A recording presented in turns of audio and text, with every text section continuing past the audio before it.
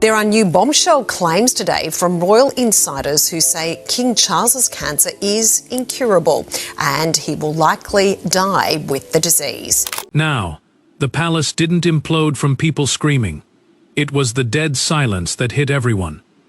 Literally 5 minutes after the news got passed down, William and Kate had to step up and break the news nobody was ready for. Things took a pretty dark turn, forcing the whole family into panic mode over duty, who takes the throne next, and honestly, just how the monarchy survives this. What started as a private medical heads upturned into a total public heartbreak. Before we dive deeper into what this actually means for the royals, hit that subscribe button so you don't miss a thing. Look, William didn't just rush into making that announcement. He stood right over it, staring at that paper like a man reading a sentence that had the power to split his entire life in two. Kate stayed right by his side, close enough to feel his breathing change, but quiet enough to let him carry that first shock all on his own. The draft mentioned that senior royal duties, the official public work that working royals handle for the king, would be urgently reviewed. And that single phrase mattered so much, because it meant this wasn't just a simple health update. It meant the palace was literally bracing itself for a shift in who carries the daily weight of the crown. Kate watched him read that last line twice. His hand tightened around the paper, then slowly loosened up, like even his fingers realized that being angry couldn't change a single word on that page.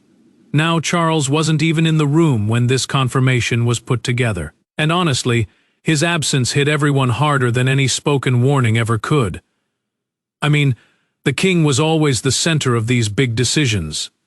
Now the monarch's silence was the loudest proof that something much deeper had broken behind those palace walls. This sealed update came right after a private briefing, basically a controlled sit-down where top medical advisors give confidential info before any public PR statement gets shaped. A medical advisor, in simple terms, is just a doctor trusted to guide official calls when a royal health issue affects public duty. That detail was huge, because the family wasn't dealing with rumors or light concern anymore. They were staring down a formal warning serious enough to reach William and Kate before anyone else even stepped inside. When William finally set the paper down, he didn't slam it, he didn't interrupt anyone. And honestly, that quiet restraint made the whole moment way more devastating. Kate saw more than just the future king. She saw a son fighting like hell to hide his grief before the rest of the nation even realized what was happening. She knew these words would be plastered across every screen, every home, every dinner table on earth. But she also knew that the real wound behind them belonged to a family first. Right then, a private instruction swept through the household with chilling speed.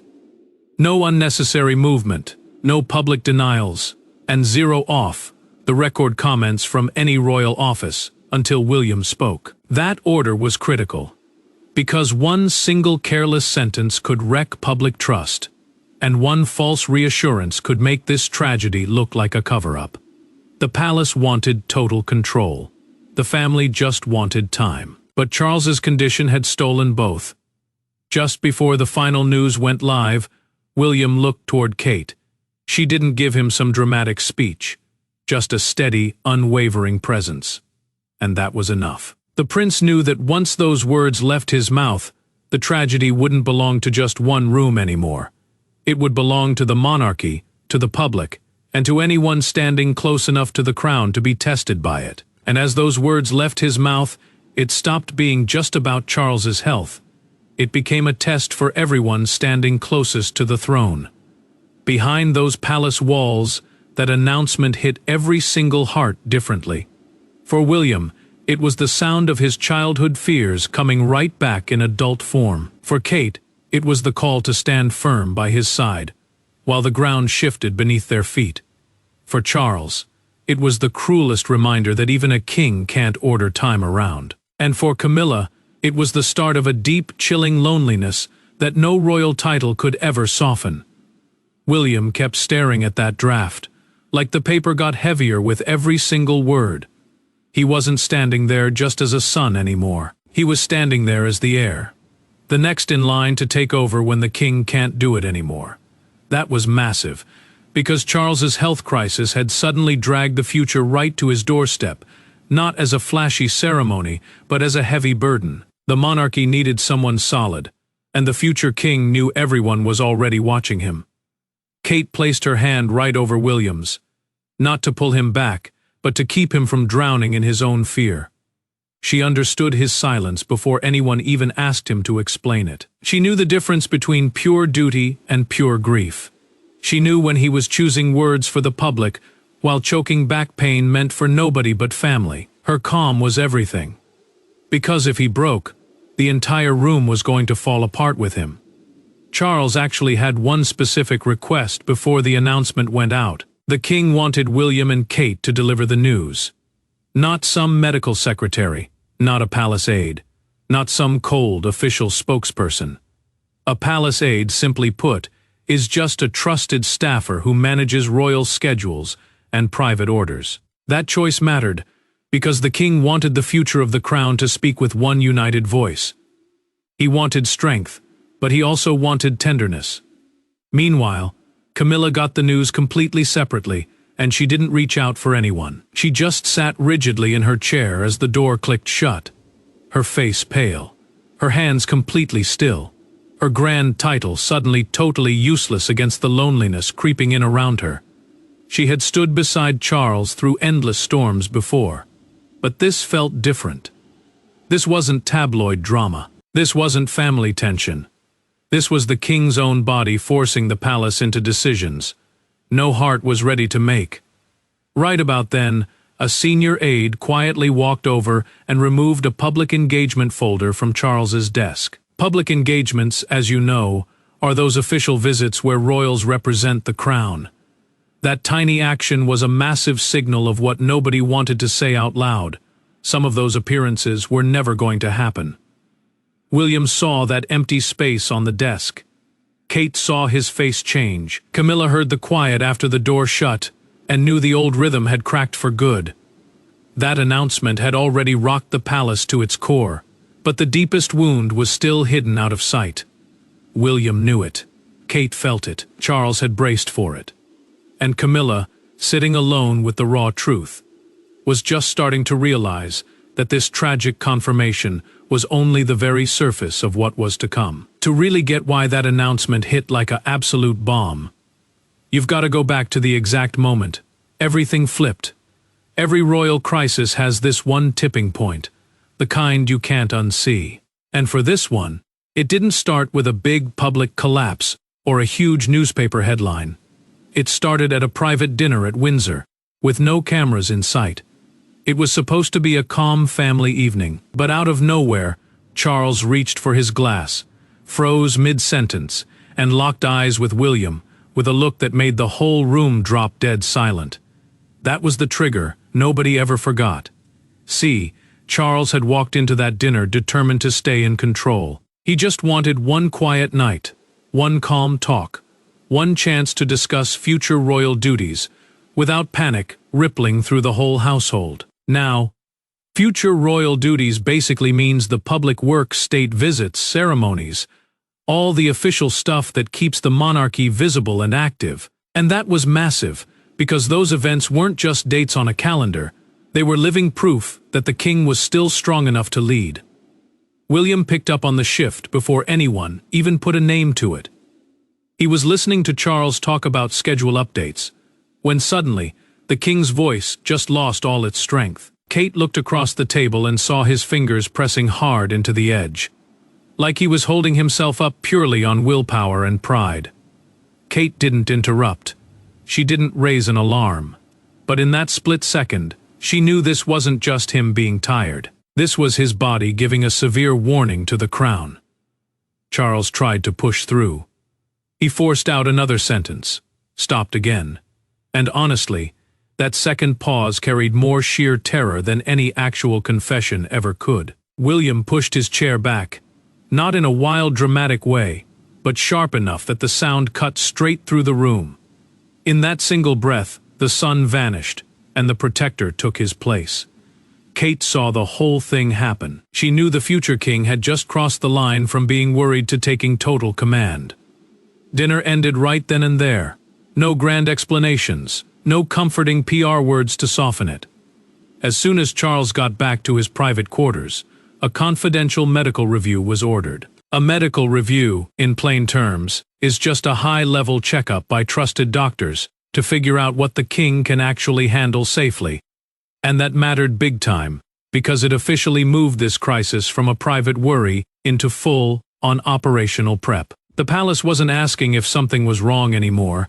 They were asking how much they could still keep hidden. Later on, Kate found William standing completely alone in a hallway, staring toward Charles's shut door. He didn't say a word at first. He just stood there, crushed by the terrifying realization that his father's weakness was about to become a turning point for the whole nation. Kate just stood right beside him.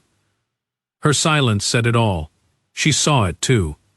They both knew the family had crossed a line they could never walk back from. Over in Charles's inner circle, his team quietly started drafting a reduced duty plan, without telling the rest of the palace. That meant moving certain heavy duties away from the king to protect his health. And every single task they shifted was going to whisper the exact same truth. The king was nowhere near as strong as the public was led to believe. That dinner exposed the fear. But the showdown that followed, it exposed cracks that nobody could hide anymore.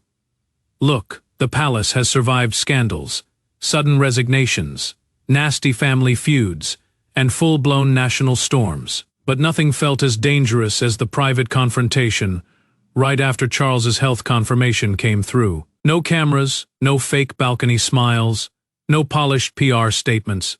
Just William, Kate, Camilla, and Charles in one room, with the raw truth sitting between them like a sharp blade on the table.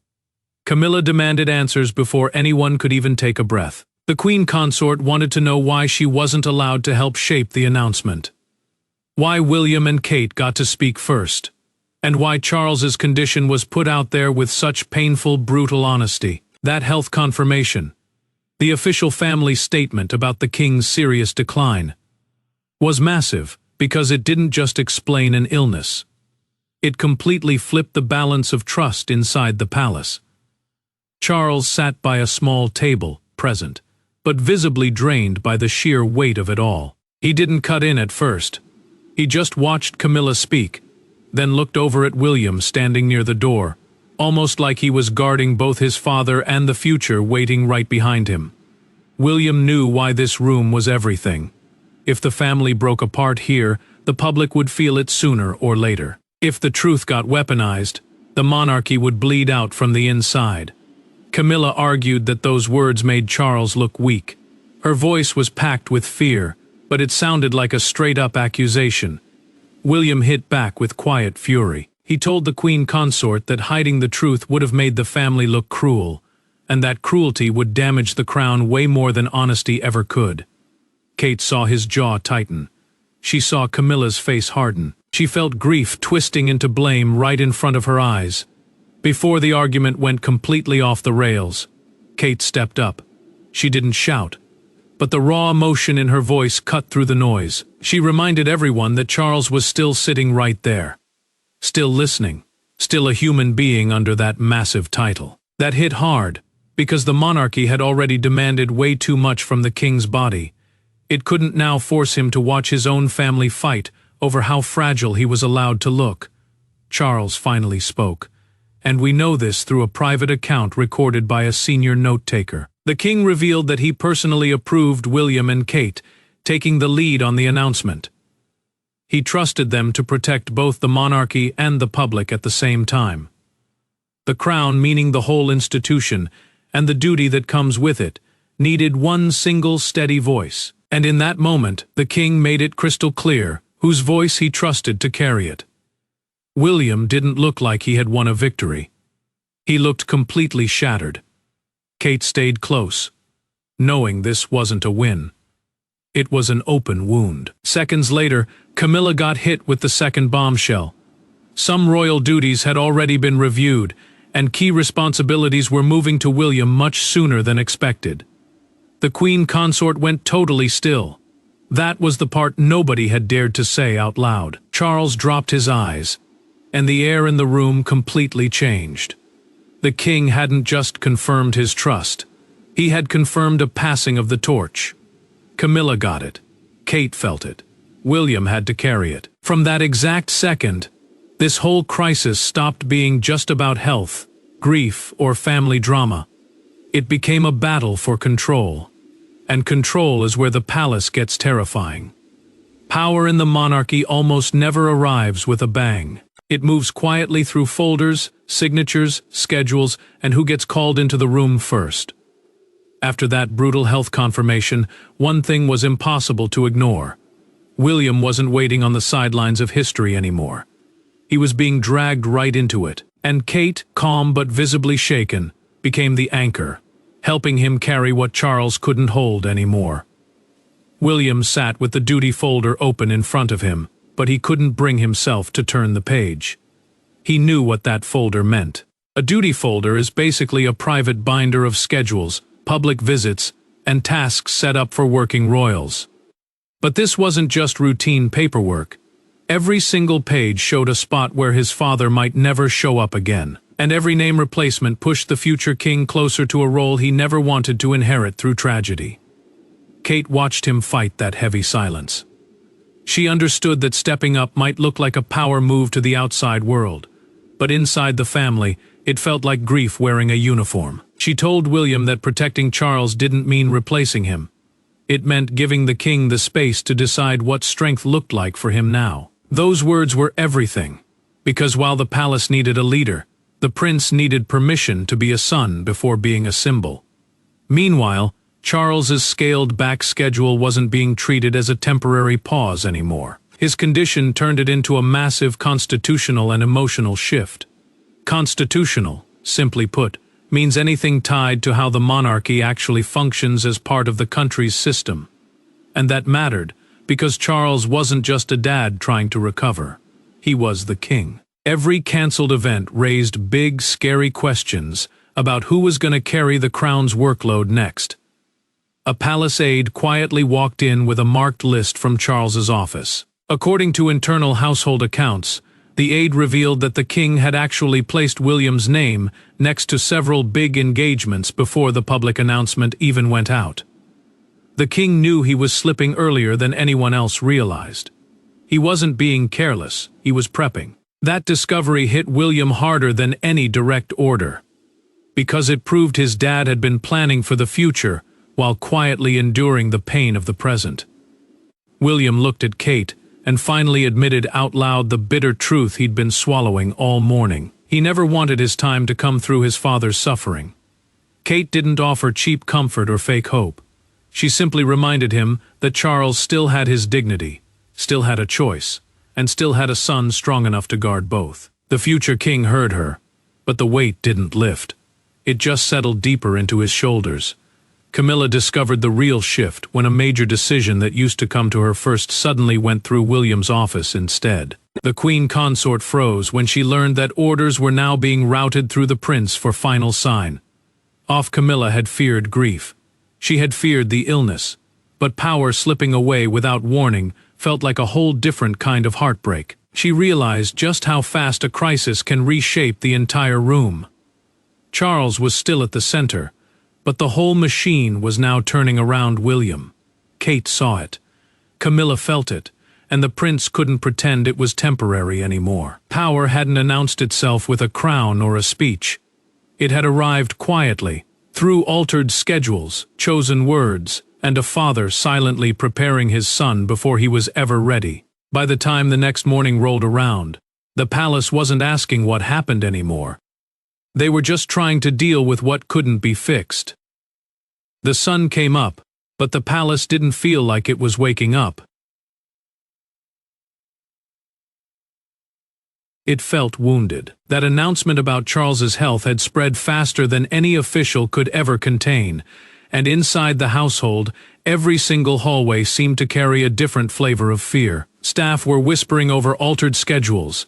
Aides were quietly crossing names off briefing papers, and Camilla, standing all alone by a window, knew in her heart that the old life was gone for good. Camilla stood there watching an aide quietly slide Charles's next engagement card off the board. She didn't tell him to stop. She just stared at that empty spot as the card disappeared, her face shifting from total disbelief into pure heavy grief. Now, an engagement card is basically a schedule note for an official royal appearance. Taking it down meant the king wasn't coming as planned. And that was huge, because Charles's absence wasn't something you could hide behind palace walls. Every empty seat at those events was going to scream his name. Over on William's end, he got his first phone call before the household even settled into the morning routine. He actually paused before picking up, because at this point, every ring of his phone sounded like emergency prep, not support. A senior courtier, which is basically a high-level, deeply trusted palace official, explained that emergency schedule revisions were already underway. That detail was massive, because it meant the family wasn't sitting around waiting to see what happens next. The palace machine was already reshaping itself around the king's weakness. Kate was standing close enough to hear William's responses getting shorter and shorter. She knew those brief, clipped answers weren't him being cold. That was pure self-control. She realized he was being asked to step up into a much larger public role, not for some shiny ceremony or honor, but as an emergency response to Charles's declining health. The future king was being dragged into the future while desperately trying to stay just a son. Kate saw the absolute agony of that split before anyone else did. As Charles's duties were pulled back, private calls started going out to senior family members. The king hadn't vanished from power just yet, but his condition was forcing everyone to make moves before the public saw the full scale of the disaster.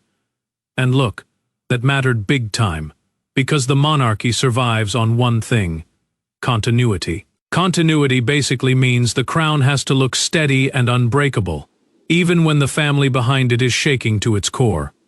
William knew it, Kate knew it, and Camilla felt it most brutally every single time.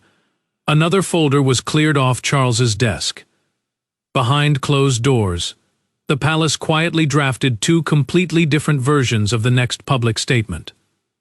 One sounded hopeful, the other sounded way darker. A public statement, in plain terms, is just the official message put out to the nation when the household wants one carefully controlled narrative. Having two drafts meant pure uncertainty. It meant nobody could promise comfort anymore. It meant the next words out of the palace would either calm the nation or rip the wound wide open. Kate learned through a private briefing note that Charles had specifically requested her to stay glued to William's side during all future high-level meetings. She took that in quietly, but it hit her deep. The king wasn't just trusting his son. He was trusting her to keep him grounded when the weight of duty got too heavy to carry alone. When Kate told William, he just looked at her. For a split second, no titles mattered. No royalty mattered. Only the raw fear sitting between them did. After the aide walked away, Camilla was left alone again. She realized that grief had become something you could actually watch happen in real time. Cards pulled, calls placed, drafts drawn up. William heard the next instruction and just froze for a second. Kate watched him gather every ounce of strength he had left. And behind a closed door, Charles was waiting with words that only a father could say to a son. When William finally walked into Charles's room, completely alone, no aides, no staff. The whole crisis shrank down to something painfully simple. A king, his heir. And the words neither of them ever, for all the grand palace doors, titles, protocols, and polished PR statements, the real turning point happened in a room where none of that mattered. In that moment, Charles wasn't a symbol. William wasn't just the heir. They were just a father and a son, sitting close enough that silence could say what pride wouldn't let them out loud. Kate waited outside, and for once, the monarchy had no shield between pure grief and pure truth. William walked in alone because Charles asked for it that way. The prince left Kate outside the door, even though every bone in his body wanted her steadying presence next to him. A private royal room, simply put, is a safe, off-limits space where family matters can be aired out without staff, advisors, or public pressure. And that was critical, because this wasn't about strategy anymore. This was a dad telling his son what fear was doing to him. Charles looked at William with a softness the palace almost never allowed him to show. The king knew the announcement had changed everything forever, and he knew his son had absorbed the very first public hit for him. The monarchy now had to adapt to a painful new reality, meaning the family and the entire system had to brace for fewer appearances, shifted roles, and a massive weight landing straight on the heir's shoulders. That was huge, because nobody could pretend this was just a rough week anymore. This was a whole new chapter beginning through utter heartbreak. Charles looked at William and said he was sorry, not for being sick, not for needing help, but sorry that this massive burden was landing on his shoulders like this, through fear and panic, instead of a calm, gradual preparation. William lowered his head before he could even answer. He choked out that he wasn't mad at the burden. He was just terrified of losing his father inside of it. Those words shattered every piece of royal distance between them. For a brief second, there was no crown, no monarchy, just love under crushing pressure. Charles reached out and took William's hand. It was a small gesture, but it carried years and years of emotions they'd never been able to say out loud. The king had spent his entire life trapped inside duty, and the prince had learned early on just how heavy silence could be. But now, both men were sitting there with the raw truth completely exposed. Charles was still the king. Yeah, but he was also a father asking his son to be brave before either of them was actually ready. Then, according to a recorded private family talk that was preserved in palace notes, Charles explained why he personally chose William and Kate to deliver that tragic news. The king wanted the public to see continuity wrapped in genuine compassion. Again, continuity means the monarchy doesn't look broken or falling apart, even when the leader steps back. The people needed calm, but Charles also wanted raw honesty. He wanted the nation to see the future without feeling like the present was abandoning them. William listened without interrupting once. He got it now. Kate wasn't chosen as some decorative figure, but as absolute strength. Charles trusted her calm, her instincts, and her ability to keep the future king steady when grief threatened to turn into total panic. But the king also made one final thing crystal clear. Camilla had to be protected from public humiliation, but she could not control the emotional truth of the announcement. Camilla's pain mattered, absolutely. But the public deserved raw honesty way more than the palace deserved comfort. When that private talk finally wrapped up, William stood up real slow. He didn't look relieved. He looked completely changed. Charles watched him walk toward the door with this painful mix of pride and heartbreak, knowing that the boy who walked in was full of fear, but the man walking out was carrying pure resolve. The second the door swung open, Kate saw his face. She knew before he even said a word. The private agony had finally been spoken out loud.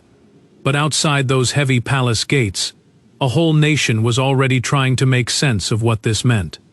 By midday, the story was way bigger than the palace walls. It had spread into every living room, every taxi office, coffee shop, and crowded street corner, where people literally stopped scrolling their phones and just stared. That brutal confirmation about King Charles's health stopped being just another royal update. It became a nationwide pause, and over at Buckingham Palace, crowds started gathering. Not for a celebration or a parade, but for something way quieter, a sudden, chilling realization that an entire era was shaking. William watched the first wave of public reactions on a muted television screen, and for a long moment, he couldn't move. The announcement was dominating literally every single conversation on Earth. All because he and Kate hadn't hidden behind some cold, robotic PR statement. They had walked out there and carried the truth themselves.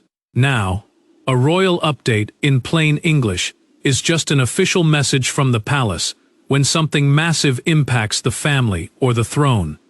And that mattered so much because this update wasn't about a royal tour, a fancy ceremony, or a holiday. It was about the king's life and the future of the entire monarchy. Kate stood right beside William, as news anchors replayed his speech on a loop. She heard one presenter frame the moment as a defining trial for the crown, calling out William's incredible restraint and Kate's rock solid, calm presence right by his side. That detail hit hard, because the public wasn't just processing the bad news anymore. They were judging who was actually strong enough to carry the pain. And Kate realized that her quiet stillness had become a core part of the message itself. Outside the gates of Buckingham Palace, which, for anyone who doesn't know, is the primary working home of the royal family and the main public symbol of the crown, a quiet crowd was growing. One elderly woman stepped up, placed a single white rose against the cold iron railing, and whispered to herself that Charles had looked so tired for way too long. People didn't gather there by accident. They came because the king's failing health had made that rigid royal symbol feel painfully human. William saw that on the screen and had to turn his head away. See, he wasn't ashamed of his grief. He was just shaken to his core that complete strangers were now witnessing the exact pain he'd been trying to hide in private. Ever since that dinner at Windsor. Kate saw him flinch and stepped closer, not saying a word, just letting the silence sit. She knew the future king could face a nation, but facing a nation's collective heartbreak for his dad, that was a whole different animal. Then a newspaper front page flashed on screen with a brutal, stark headline. The king steps back, William and Catherine lead the nation through pain. Those words hit like a physical blow inside the palace, because they made the power shift feel completely official, even before every formal decision had been inked. A newspaper front page is obviously the main cover, where the absolute biggest story goes. And that mattered because the public had already chosen the exact image that was going to define this entire era. One television broadcaster blurted out that the defining image of the modern monarchy was no longer a golden crown, a palace balcony, or a golden carriage. It was Kate standing right next to William as he delivered the hardest truth of his life. Kate heard that line later in a recorded media briefing, and honestly, it shook her up. She hadn't stood up there to become some historical icon or symbol. She stood there because her husband needed her, because Charles trusted her, and because the entire country desperately needed a sense of calm. Meanwhile, Camilla heard the public reaction from another room, and the Queen Consort could feel the tide turning. She felt the country emotionally leaning away from the old guard and locking eyes on William and Kate. It stung, badly, but deep down, she knew why it was happening. Charles's illness had created raw terror, and when people are scared, they search for steadiness. The king had personally chosen where that steadiness was going to come from. Look, the world reacted with sheer shock. But the final verdict belonged to the 4 people who actually lived through this tragedy inside the crown. In the end, that devastating health confirmation didn't destroy the British monarchy. It stripped it completely bare. It dragged out the terror hiding beneath the grand ceremonies, the deep love buried under cold duty, and the crushing price of a crown passed down through heartbreak instead of celebration. William and Kate didn't just give a speech. They guided a wounded family through its most raw human hour, and changed what leadership means forever. Charles accepted his scaled-back role with incredible, quiet dignity. The king set down his pen after signing the revised duty plan and looked up at William, not with defeat in his eyes, but with pure fatherly pride. A revised duty plan is basically an overhauled master schedule built to protect the monarch's health while keeping the royal machine running. That moment was huge because this wasn't a surrender. This was a father choosing truth over vanity, and a king choosing the future over appearances. William didn't smile back when Charles looked at him. The prince felt the crushing weight of that gaze. Succession, in plain terms, is just the legal line of who takes the crown next when the current king can't carry it anymore. And that mattered because the public stopped looking at it like some distant, dusty tradition. They saw it for what it really was. A living, breathing burden carried by real human beings, dealing with real fear, real grief, and real love behind those big royal titles. Kate stood right beside William afterward. She didn't speak for him. She didn't try to steal his moment. She just gave him the invisible strength to stay standing when his grief threatened to break him in public. She had become so much more than just a calm face. She was the anchor holding the future king upright while their private family tragedy became a turning point in world history. William knew it. Charles knew it. And every single person in that palace felt it. As for Camilla, her heartbreak was as real as it gets. The queen consort had completely lost the rhythm of the life she built beside Charles, and she'd watched power and decisions shift toward William and Kate faster than her heart could process. But Camilla finally faced the hardest truth of all. Protecting the king meant accepting the future he had trusted to his son. Her pain didn't magically go away, it just stopped fighting the truth. In the end, Charles had prepared this entire emotional transition before anyone else even saw it coming. According to private, internal notes kept in the palace archives, the king's intention was clear as day. He chose pure compassion over secrecy at their darkest hour. He refused to let the monarchy hide behind fake, polished PR words. He wanted the world to see honesty, stability, and a family standing strong together. William brought the honesty, Kate gave it grace. Charles gave it his blessing. And Camilla, wounded but no longer fighting it, accepted that real love sometimes means stepping back and letting go of control. This was never just a tragic headline about a king getting sick. This was the exact moment William and Kate officially became the emotional guardians of the crown. No loose ends, no lingering questions. Charles gave the monarchy honesty. William gave it strength. Kate gave it grace. And together, they took a moment of pure tragedy and turned it into a solemn, unbreakable legacy. Thanks for tuning in. Guys, if you appreciated this breakdown, don't forget to hit that like button. Smash subscribe, and we'll catch you in the very next video.